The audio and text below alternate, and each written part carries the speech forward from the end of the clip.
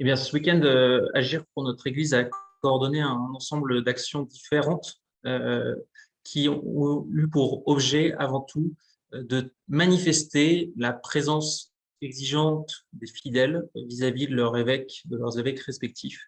L'objectif était avant tout de démontrer que les fidèles de l'Église catholique se sentent concernés. Donc, trois types d'actions ont été mises en œuvre. Le premier, c'était la présence de fidèles avec des mots d'ordre, des hashtags, par exemple, sortons nos poubelles, pour une maison sûre, etc., devant les cathédrales des diocèses. On a pu toucher ainsi une trentaine de diocèses. Euh, la deuxième action, c'était des lettres envoyées par les fidèles à leur évêque, des lettres de protestation, des lettres qui disaient tout leur sentiment de choc devant l'affaire Sentier et la façon dont l'affaire Sentier a été traitée au moment de la remise du rapport de la SIAZ.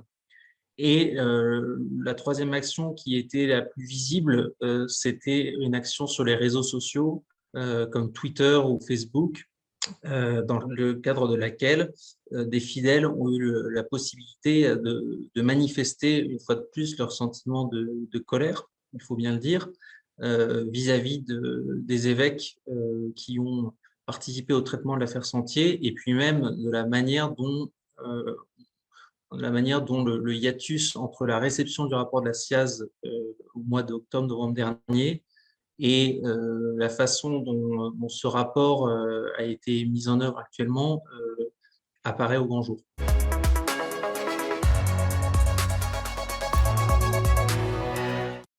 On a un collectif d'une quinzaine de personnes, plutôt jeunes, de toute tendance au sein de l'Église. On est essentiellement des laïcs, même s'il y a quelques religieux parmi nous. On n'est pas un collectif de victimes. Notre objectif n'est pas de constituer un nouveau collectif de victimes, mais de porter la parole des fidèles de l'Église catholique dans le cadre des abus et témoigner aux victimes et au reste de l'Église que les fidèles lambda, entre guillemets, se sentent aussi concernés par tout ce qui est sorti du rapport de la SIAZ. Ça, c'est le premier point. Le second point qui est important aussi, c'est qu'on a un collectif qui est orienté vers l'accompagnement des diocèses et des fidèles dans la réception du rapport de la SIAZ, et qu'à ce titre, notre action principale, elle est centrée sur la problématique des abus sexuels. Il n'y a pas de mot d'ordre ou de tendance interne qui serait plus ou moins orientée vers telle ou telle réforme de l'Église ou au contraire tel ou tel statu quo. L'obédience de chacun des membres d'Agir pour notre Église est très diverse et c'est la raison pour laquelle notamment on s'est constitué comme un collectif qui rassemble des individus et non pas comme un mouvement hiérarchisé. Euh, et c'est la raison aussi pour laquelle notre action aujourd'hui, cas des conséquences de l'affaire Sentier, permet de mobiliser des personnes qui peuvent être amenées à ne jamais se parler.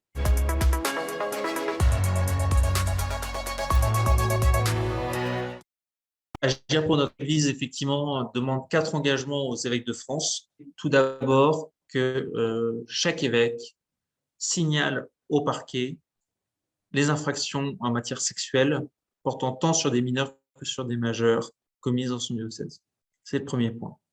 Le deuxième point, c'est que toute ouverture d'enquête ou ancienne condamnation concernant un clerc ou même un laïc soit annoncée concernant un clerc au conseil paroissial du clerc mis en cause et au conseil paroissial de ses anciennes et futures affectations.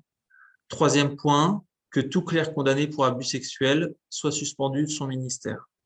Et quatrième point, que tout évêque qui se refuse à mettre en place les 3 points précédents, qui se refuse à assumer ses responsabilités, présente sa démission au pape, puisqu'il n'est manifestement pas prêt à assurer l'ensemble de son ministère. Ce qu'on attend des évêques, c'est déjà que les vieux dossiers sortent. Parce qu'aujourd'hui, on sait qu'on a le dossier Sentier qui est sorti.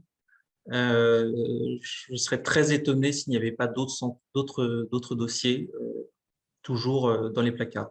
Donc déjà, on demande des évêques un travail de vérité. On sait que ça fait mal, on sait que ça fait peur et qu'on peut être tétanisé à l'idée de sortir un énième cadavre du placard. Il faut absolument que les évêques comprennent que l'enjeu, c'est la vérité et la vérité rapidement. Et on attend aussi un changement de braquet dans le sens où on a besoin que les évêques comprennent que les laïcs peuvent s'investir encore davantage dans l'animation du diocèse. Il ne s'agit pas de se substituer aux évêques, il s'agit de les accompagner avec leurs compétences propres.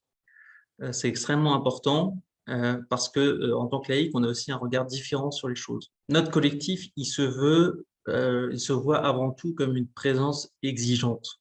On n'est pas là pour casser l'évêque, on est là pour les rappeler à leurs responsabilités, que ce soit par l'action ou par la prière. Euh, Vraiment, notre mot d'ordre, notre action, elle est mue par l'amour de l'Église.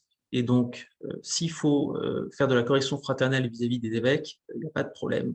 S'il faut prier pour eux, il n'y a pas de problème, on prie déjà pour eux. Euh, Vraiment, si j'avais un message à faire passer aujourd'hui, ça serait de dire à nos évêques qu'on